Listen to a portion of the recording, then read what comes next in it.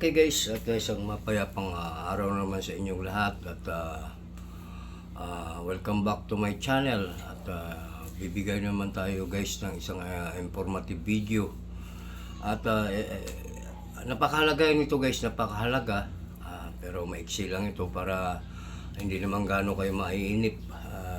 Napaka-iksi lang po na pagbigay ng isang informative video sa inyo. Ito po ay tungkol po sa PSA, yung paano lakad po ng inyong mga birth certificate, sinumar, kung ano-ano mang mga dokumento na dadaan sa PSA. Kaya guys, samahan nyo ako at tapusin hanggang dulo. At napaka-importante nito guys, paano lakad, magkano ang babayaran kapag kayo mismo maglakad, malalaman nyo dito. Kaya guys, stay tuned hanggang sa dulo. Okay, thank you. Okay guys, at patungo tayo ngayon sa may SW kung saan nararaon yung opisina ng PSA. Sa mga hindi pa guys familiar sa opisina ng PSA, malapit po ito sa may SW Medical Center, sa SSS, sa LTO. Sa kabilang bahagi ang PSA, Philippine Statistic Authority po ang meaning ng PSA. Pupunta po tayo roon upang maglakad at bigyan po kayo ng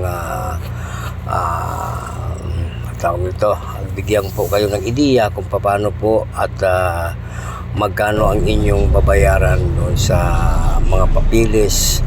At ipapakita rin po natin dito ang mga dokumento na pwede nyo makuha doon sa PSA. Okay guys?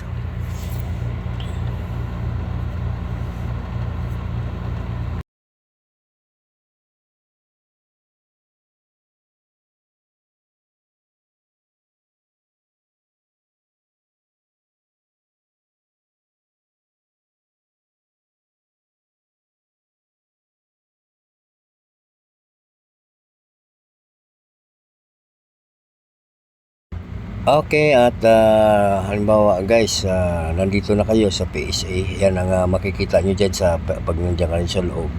Dumiretso po kayo sa ground floor. Doon may mga guard po kayo na dapat mapagtanungan.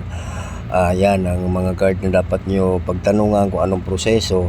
At dyan yan sa kayo dyan, i-assist kayo dyan sa ground floor. Then ipapaakyatin kayo dito sa may second floor, ayun sa may nakapila na yan, para bigyan kayo ng number. Ngayon yung number na yun guys, ipipila nyo naman dyan sa may payment. Depende po sa inyong lalakarin, ay pila nyo dyan sa payment. Then pag bayad na kayo, may pinaka-resibo kayo na tanggapin at may kaakibat din na number. Then mag-standby kayo guys doon sa may monitor. Ayan, nakikita natin yung monitor. Ipapakita ko sa inyo yung monitor. Diyan yung makikita yung inyong dinakad na dokumento kung sakaling marirelease na.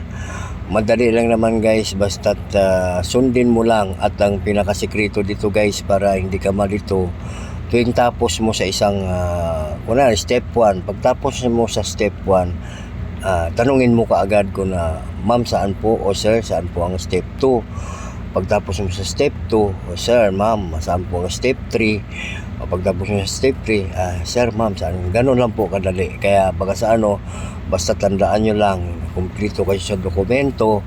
At kung halimbawa hindi nyo relatives yung mga nilalakad nyo, special power of attorney ang kaakibat niyan o kaya authorization. At siyempre, dapat talaga may pera. Medyo enough ang pera nyo. Kasi sabihin man natin medyo mahaba ang pila, gugutumin kayo rito kapag wala kayong extra pera. Okay guys, sana nakakatulong sa inyo itong ating munting tips kung paano maglakad. At may ideya na kayo kung magkano ang gagastusin nyo. Depende po sa inyong lalakarin ang mga dokumento.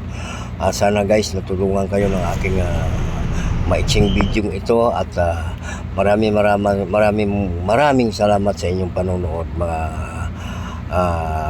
naliligaw po sa aking channel. Thank you.